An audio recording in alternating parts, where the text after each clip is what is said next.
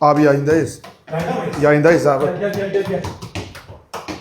Çaverin, sen serimin aman eman. Görüyor musun? Her şeyimiz yasal. Memo abi aç kapıyı Memo abi.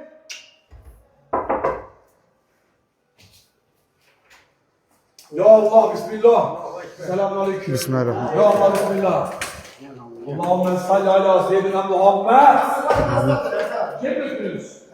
Ya Allah bismillah. Mehmet Zıplay'a da beni takip et. Tamam abi. Ya Allah bismillah. Ya Allah bismillah. Buraya basabilir miyim?